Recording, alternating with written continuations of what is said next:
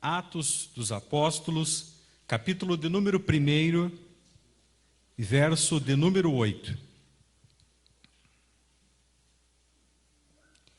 Mas recebereis a virtude do Espírito Santo, que é de vir sobre vós, ser-me-eis testemunhas, tanto em Jerusalém, como em toda a Judéia, Samaria e até os confins da terra.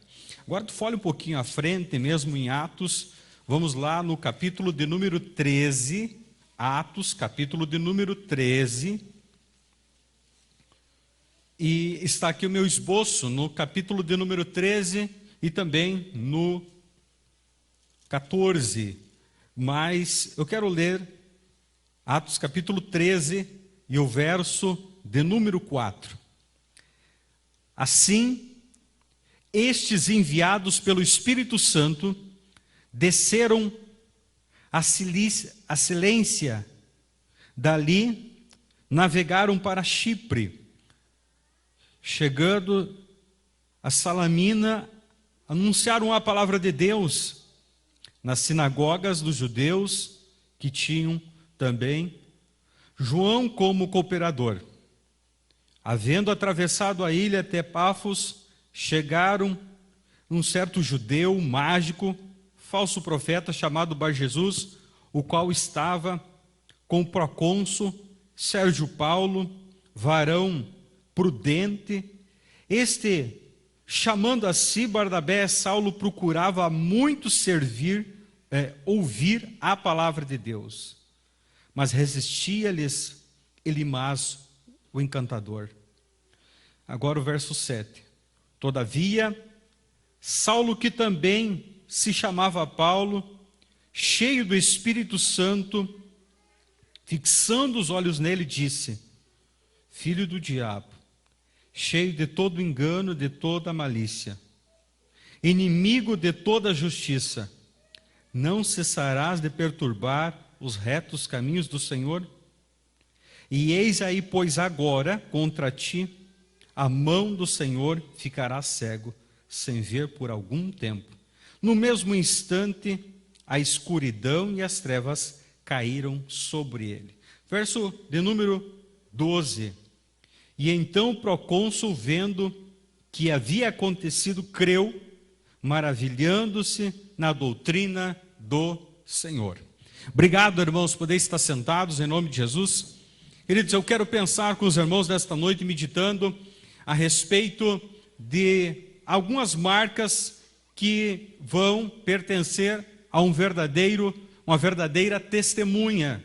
O primeiro texto que eu li com vocês, ele vai nos mostrar a orientação suprema de Jesus para a igreja. Deus nos chamou, irmãos, antes de mais nada, Deus nos chamou para ser testemunha deles.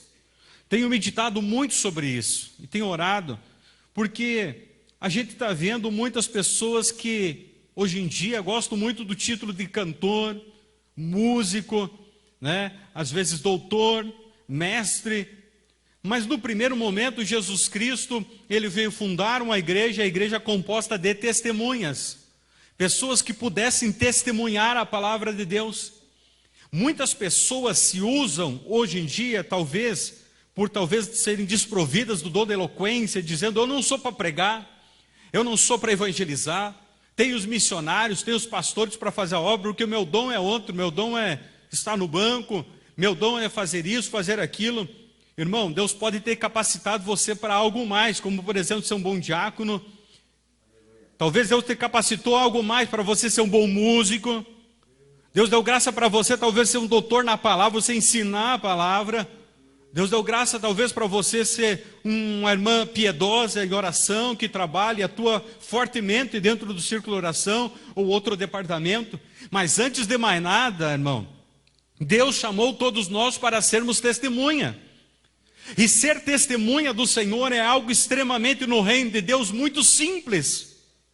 Mas ela tem características próprias.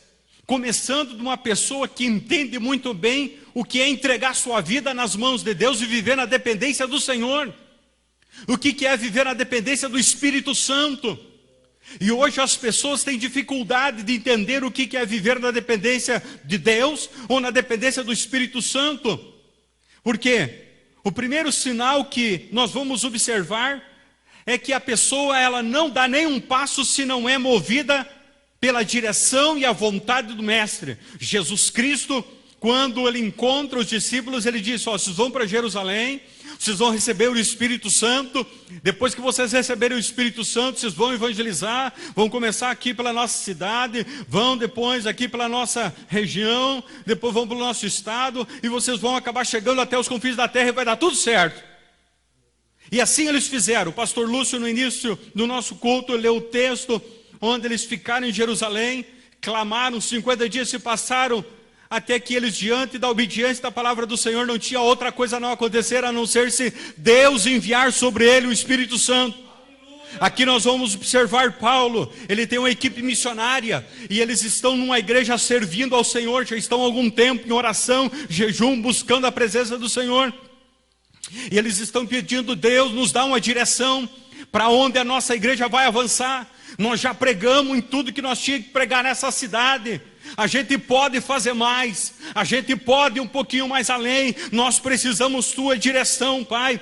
Até que o Espírito Santo, em um determinado momento, eles estavam ali buscando, e o Espírito Santo começa a contemplar. Ele vê que pessoas estão cheias de talento dentro daquela igreja, mas ele escolhe 2, ele diz: apartai-me a Barnabé e a Saulo para a obra que eu os tenho chamado.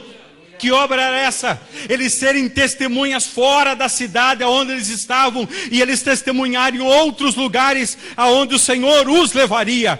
E é interessante que o Espírito Santo leva eles com uma característica extremamente muito própria.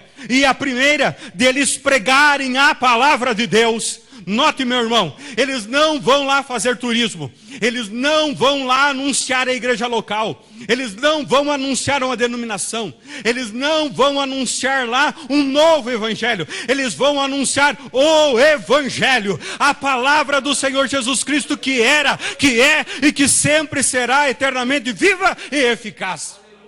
Se você observar, eles desembarcam naquela região.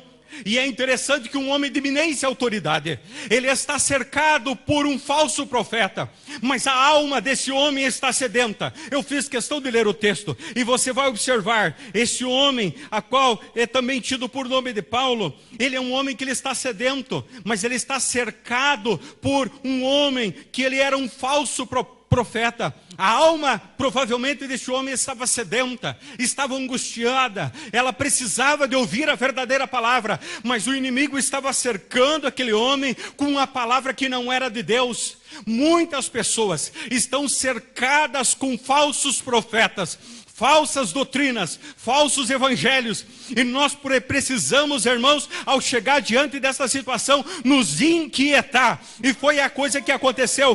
Paulo, Barnabé se inquietaram diante da situação. Por quê? Porque eles foram levados lá para pregar a palavra de Deus para um homem que estava sedento. E quando ele chega, ele observa, não tem outra circunstância a não acontecer naquele lugar, a não ser eles repreenderem e eles operarem um grande milagre naquele lugar, para que até aquele falso profeta venha entender o que é o mistério de Deus e aquilo que ocorre naquele instante. Então, o primeiro entendimento que eu tenho da característica de uma testemunha é que ela testemunha a palavra de Deus. Tem pouca testemunha hoje, sabe por quê? Porque tem poucas pessoas que têm pouco contato com a palavra de Deus. Irmão, a palavra de Deus, ela é remédio para a tua alma. A palavra de Deus, ela é alimento para a tua alma. A palavra de Deus, ela é escudo para você. A palavra de Deus, ela é abrigo para você. A palavra de Deus, ela é resposta na hora que tu está indeciso. A palavra de Deus, ela é para você, talvez, o alento quando ninguém te entende, ela te entende. A palavra de Deus, não precisa tu defender ela te defende, ela te protege, ela te escuda, ela te fortalece, ela te levanta, ela te encaminha, ela te guia, ela te sustenta. Fecha teus olhos, fecha teus olhos. Lá no teu lar, lá na tua casa, você pode fechar teus olhos e glorificar e dizer: Senhor, me cubra com a tua palavra. lá atrás. Você pode levantar suas mãos e dizer nessa noite na galeria: me cubra com a tua palavra. Aleluia, aleluia. Sabe por que a gente precisa ser coberto com a palavra? Porque daí a gente vai ter discernimento para entender o que é de Deus e o que não é. Eles chegaram naquele lugar e eles tiveram discernimento que tinha um falso profeta e tinha um homem que estava sedento por ouvir a palavra de Deus. Deus nos dá discernimento através da sua palavra. E que bênção que o Senhor nos chamou para testemunharmos da ação da palavra de Deus sobre a nossa vida. Deus nos chamou para sermos testemunha desta palavra, que ela é viva, ela é eficaz e ela é poderosa. Segunda característica que está no verso 9 que eu li, aleluia, é o estar cheio do Espírito Santo. E o estar cheio do Espírito Santo dentro da vida do testemunho, ela é impactante. Sabe por quê, querido irmão? Porque uma pessoa cheia do Espírito Santo, ela não recua frente à dificuldade. Provavelmente esse falso profeta, nesta circunstância, ele gozava de uma determinada preeminência. Talvez naquele lugar, ele deveria até de gozar de certa autoridade. Mas aqueles homens estavam cheios do Espírito Santo. Sabe uma coisa, querido? Uma coisa eu aprendi durante a minha vida. Com uma pessoa cheia do Espírito Santo, não adianta tu te meter na frente. Deus, além de dar graça para ela, Deus dá autoridade para ela. Ou tu vai sair por bem, ou tu vai te sair por mal. Mas que o inimigo vai ter que sair da frente, vai ter que sair, sabe por quê? Porque ele sabe que a igreja que ele pertence é aquela que o dono diz com um recado muito forte: a porta que eu abro, ninguém fecha, mas também aquela eu fecho, ninguém abre. E quem abriu essa porta foi Deus, que mandou eles para testemunharem, e ela estava aberta pelo Senhor. Era só eles usarem uma autoridade que já estava sobre eles. Glória a Deus. Mas também, irmãos, aleluia, eles pregaram, eles anunciaram a palavra de Deus naquele lugar. E o verso de número 13 nos mostra que eles não se deram por satisfeito. Por quê? Porque o Espírito Santo não estava dando por terminada a obra naquele lugar. Então, eles descem a Pergue, logo adiante eles vão a Priscídia. Eles entram na sinagoga e era um dia de sábado. Há uma ministração da lei. Rabinos estão sentados. Há uma reunião extremamente religiosa naquele lugar. Todo mundo comportadinho. Chegam varões judeus, sentam-se. Mas dentro daquele lugar, tão organizado, tão perfeito, uma sede pela palavra de Deus. E ela manifesta no verso de número 15. Eles ministram a lei. A Bíblia diz que o sacerdote ministra a lei. Mas quando ele termina de ministrar a lei, havia uma sede dentro daquele sacerdote. E a última sentença de verso número 15 diz: varões irmãos, se tende alguma palavra de consolação para o povo, falai. Ora, pergunto, no rabino já não tinha gastado todo um tempo provável trazendo o ato litúrgico da leitura da lei, as orações, e talvez seguido todo o cerimonial judaico? O povo não era para ir para casa já cheio, não era para o homem ir para casa que chegou a este culto já com a sua vida plena da religião, alcançando a sua alma. O problema é que eles tinham muita religião, mas eles tinham pouca palavra. Eles tinham pouca testemunha dentro daquele lugar. Então a palavra do Senhor nos dá uma orientação tremenda aqui, através desses homens. Por quê? Porque no verso de número 15, eles se levantam e eles começam a explicar para aquele povo que a lei que estava sendo lida, o Senhor tinha cumprido. Não precisava eles ficar sem ter esperança, mas o Senhor tinha alcançado para eles um elo de esperança. E este elo era o Jesus Todo-Poderoso, que havia levado eles naquele lugar. Paulo contou o milagre da sua vida de conversão. Paulo explicou a respeito da lei verdadeiramente através da graça para eles. E a graça faz toda a diferença em quem prega. A graça faz toda a diferença. Só que você chega no versículo de número 42, algo tremendo. Irmão, a Bíblia diz que o Espírito Santo não mandou uma chuva de Pentecostes naquele lugar. A Bíblia diz que ele não fez um sermão de 85 minutos. A Bíblia diz que ele simplesmente explicou a palavra. E quando eles explicaram a palavra, o povo levantou. O povo olhou, o pastor Acácio, para eles. E sabe o que o povo disse? Nós precisamos que no próximo culto você venha aqui e você pregue a mesma palavra que tu pregou hoje. No versículo 42 para o 43, eles esperam uma semana.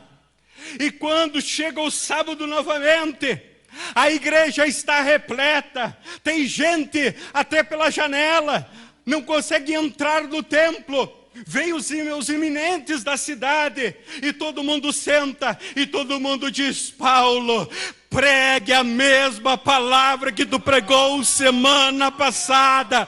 Porque Paulo, ele era uma testemunha que estava cheio de graça, de unção e de palavra viva, poderosa, não morna, não fria, não vazia, não aquela que ficou no passado histórica, mas ele estava cheio de uma palavra viva, eficaz, poderosa. Aleluia.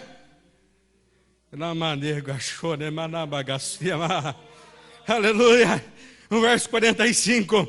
Então os judeus, vendo a multidão que encheram, inveja, blasfêmia, começaram a contradizer Paulo. Agora o 46 diz que, mas Paulo e Barnabé, usando de ousadia, disseram: era mister que você pregasse primeiro a palavra de Deus, mas visto que, aleluia, vocês rejeitaram, verso 47, porque o Senhor assim nolo mandou, e, aleluia, eu te pus por luz dos gentios. Eu sei porque eu estou aqui, e eu estou aqui para ser testemunha da palavra.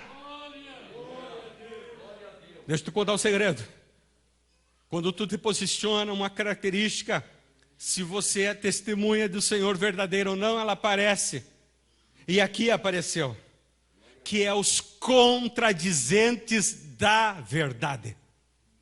Tem pessoas que não querem que testemunhe a verdade da palavra. Tem pessoas que dizem: está bom como está. Tem pessoas que dizem: está bom uma meia live por semana. Tem pessoas que dizem: está tão bom ficar em casa assistindo meia hora, 15 minutos de live.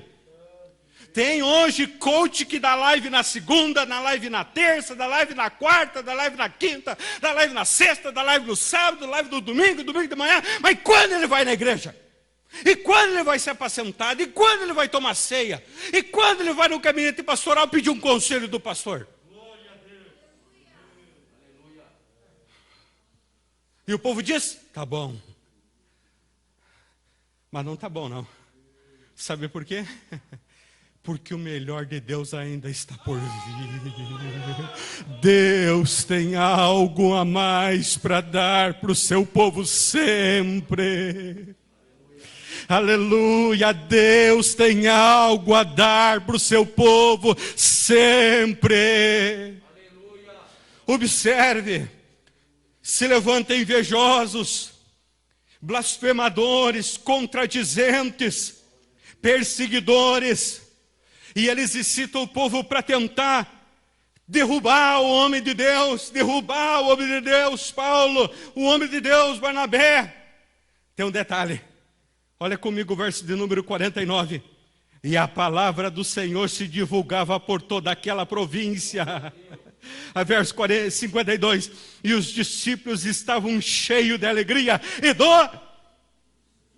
Uma testemunha que é cheia do Espírito Santo não tem como ser triste.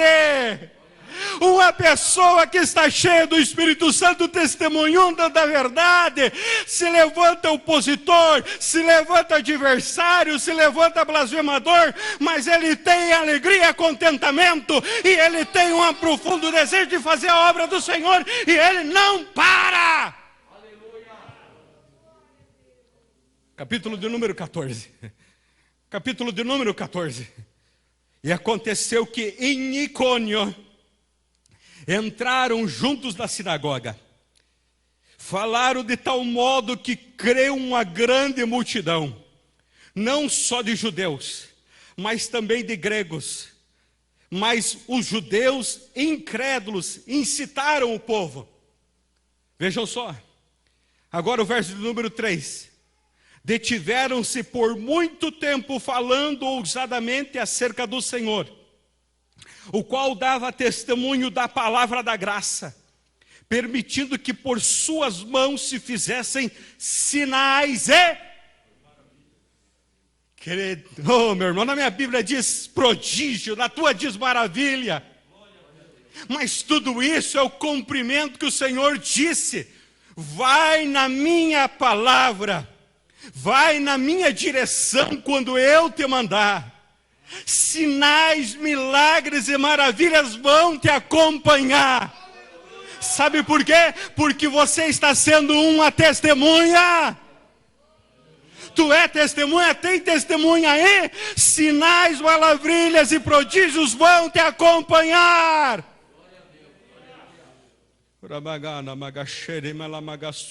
Tu entende esse mistério, irmão? Sinais precisam te acompanhar se tu é uma testemunha. Se tu anda triste, se tu anda talvez desanimado, é porque está faltando tu testemunhar. Mas eu vou testemunhar o quê? Então está na hora de tu ter um encontro com o Senhor da palavra, porque daí Ele vai te dar experiência, aí Ele vai mover dentro da tua casa um milagre, portas que estão fechadas vão abrir. Eu profetizo, você que está me assistindo, talvez está desempregado, desanimado, Deus vai entrar com providência. Se você crê, Deus é poderoso para mudar o quadro da tua casa, da tua família, do teu lar, ou lá no teu trabalho onde tu está. Deus vai mudar o quadro da tua família. Sinta o mover de Deus e o agir da graça do Senhor Jesus.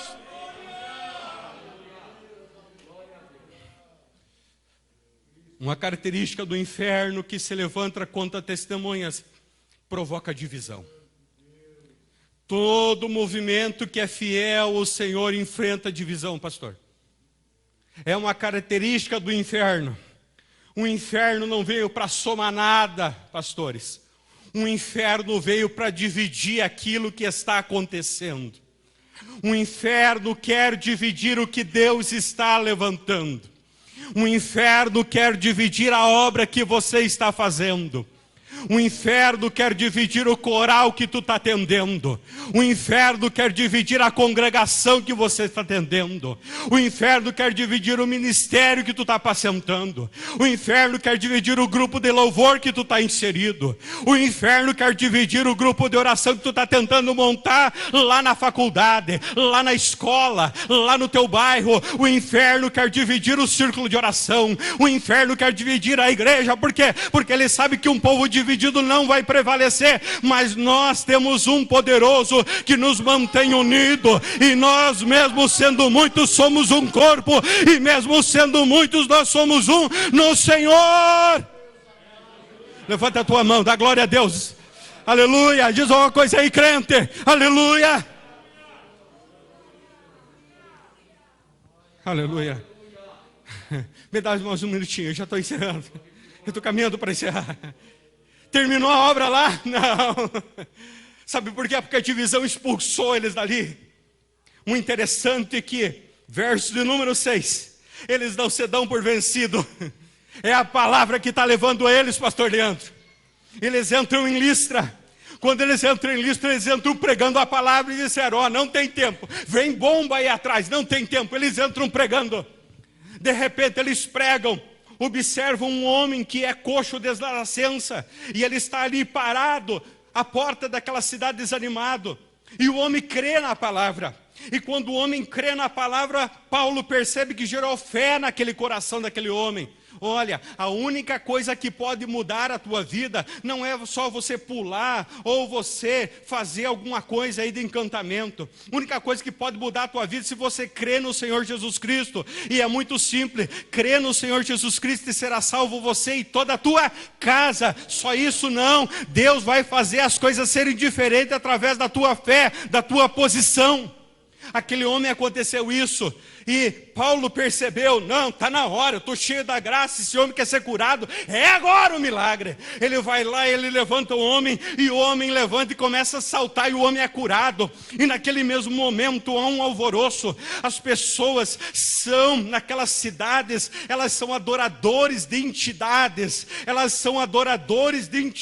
que estão dominando naquele lugar, e eles começam a achar que Paulo e Silas, eles são as entidades que se materializaram naquele lugar, e daqui a pouco um começa a achar que um é Mercúrio, outro começa a achar que é Júpiter, e eles trazem um touro para sacrificar os deuses que estão ali, e Paulo está pregando, Barnabé está pregando, e daqui a pouco o sacerdote daquela cidade chega sem entender nada, e vou sacrificar esses homens que estão aqui. Daqui a pouco Paulo entende o mistério, se joga no chão e diz, não sacrifique. Sabe por quê? Porque não é para nós, não fomos nós que curamos esse homem, não é nós, não é por nossa vontade que nós estamos aqui, foi Deus que mandou nós aqui, é Ele que curou esse homem.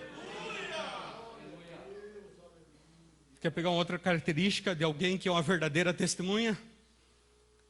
Ele não aceita adoração para ele, ele não aceita engrandecimento para ele. Ele tem humildade e simplicidade de se colocar no seu lugar, que é da dependência do mestre. Ele nunca quer ocupar um lugar que não foi separado para ele. Ele sabe que o lugar dele é de ser testemunha, pois ele vai continuar sendo testemunha. Meu lugar é para ser testemunha, eu vou continuar sendo testemunha. Mas não vai ter muito, quem sabe glória. Eu não vou ganhar talvez alguma benesse através da circunstância, não tem problema. Nós vamos continuar sendo testemunha. O povo gostou? Olha para a Bíblia. Olha para a Bíblia, capítulo 14, versículo 18.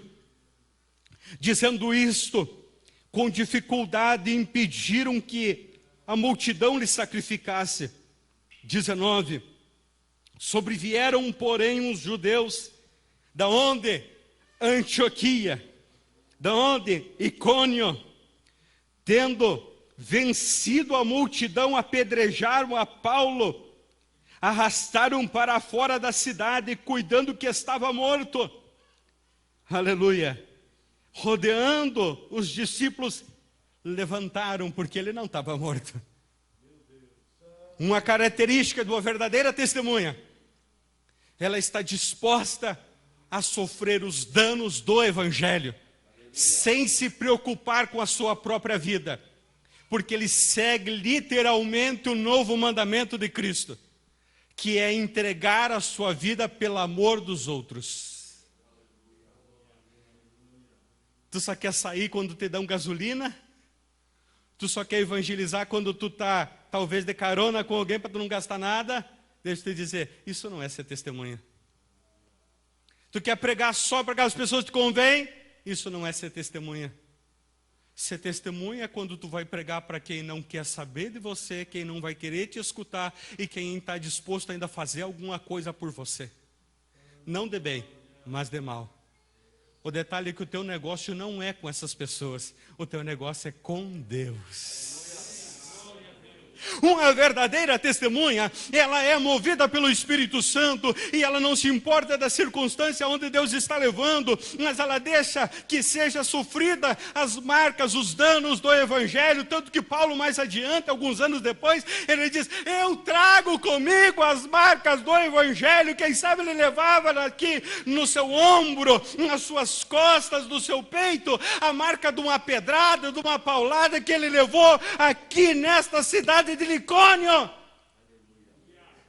Mas ele dizia, isso tudo é pouco diante do Senhor. Aleluia. Deixa eu terminar.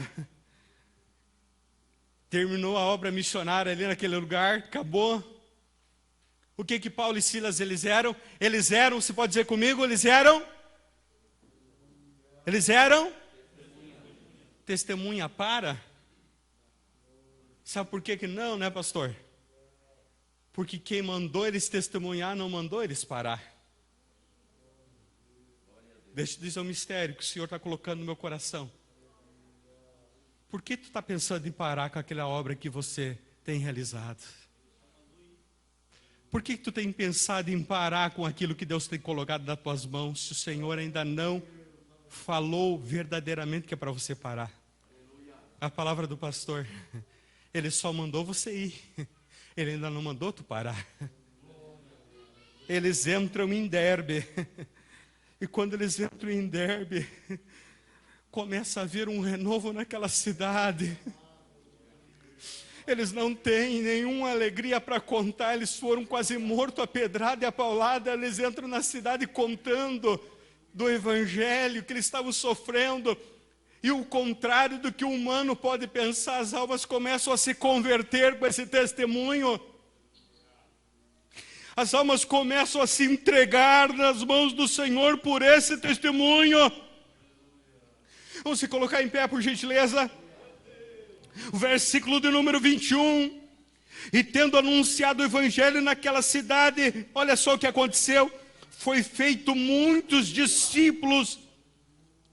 Agora o mais inacreditável está aqui, pastores. Eles voltaram em Listra. Eles voltaram em Icônio. Eles voltaram em Antioquia. E Deus ia confirmando o ânimo dos discípulos. E eles iam exortando a permanecer na fé. Uma característica de uma verdadeira testemunha, ela não murmura, mas ela anima os outros. Ela pode estar sofrendo, ela pode estar passando por dores, ela até pode estar passando por pena, injúria e algo que foi até colocado sobre ela que ela não merece. Mas ela não deposita carga nenhuma sobre os outros, mas ela tem um ânimo dentro do seu coração para animar os outros, para transmitir. Sabe por quê? Porque ela está cheia de algo que Deus colocou dentro da vida dela, que é incomum. Mas o mais tremendo não é isso. Aleluia. Paulo levanta e diz: eu preciso animar vocês da fé. Sabe por quê? Porque por muitas tribulações que seja, nos importa entrar no reino de Deus, que é lá o lugar que vai terminar o tempo de você testemunhar. Aleluia. É quando nós chegarmos no reino de Deus, assim nós vamos ser verdadeiras testemunhas que completaram toda a nossa carreira, todo o nosso combate. Ali sim nós vamos terminar. Posso orar, pastor? Glória a Deus. Paulo foi testemunha diante de uma prisão, de uma iminência morte. Ele diz: eu estou livre do sangue. Eu preguei, eu fiz tudo o que eu tinha para fazer. Eu combati o bom combate. Eu acabei a carreira. E desde agora da minha guarda a coroa de justiça, a qual me dará o Senhor, justo naquele dia. Aleluia. Eu gosto muito da versão inglesa. E ela diz: eu corri a carreira, eu combati a boa luta, mas eu permaneci com a minha fé, porque eu sei que eu logo receberei a coroa de justiça. Ele estava preso numa cela insalubre. Ninguém para assistir ele. Ninguém para dar um abraço nele. Ele ganhou tantos, mas ninguém para dizer: Paulo, estou contigo, estamos juntos. Ninguém para mandar uma carta para ele dizer: Paulo, estamos juntos, companheiro. Ele estava sozinho. Ele mesmo diz: ninguém me assistiu nas minhas prisões. Mas ele estava feliz, sabe por quê? Porque ele tinha cumprido a sua boa carreira. Tu tem cumprido a tua boa carreira, querido. Se hoje o Senhor te chamasse, tu poderia dizer: Senhor, missão cumprida. O guerreiro fez tudo aquilo que o Senhor determinou. O soldado se apresenta às armas e está tudo correto diante de ti. Em casa, você pode falar isso? Não. Eu quero te convidar a nós orarmos nesta hora. Se você pode colocar tuas mãos sobre o teu coração e fazer uma avaliação de como tu tem testemunhado e sido na presença do Senhor diante das questões que eu coloquei nesta noite. Quem sabe você não tem conseguido viver uma espiritualidade tão profunda que o Senhor, Ele quer dar para ti. Quem sabe você não tem entendido a preeminência da palavra de Deus, como o Senhor gostaria. Quem sabe frente às dificuldades tu até pensado em bater em retirada. Quem sabe circunstâncias têm entrado para te trazer tristeza. É normal, isso vai acontecer, sabe por quê? Porque o diabo quer que tu pare. Ele quer que tu desanime. Ele quer que tu volte atrás. Mas o Senhor te alistou e você botou a mão no arado. E você não vai voltar atrás para desgraça, desespero do inferno. Você vai seguir adiante até o último dia. Porque por mais que em tribulações nos importa entrar no reino dos céus.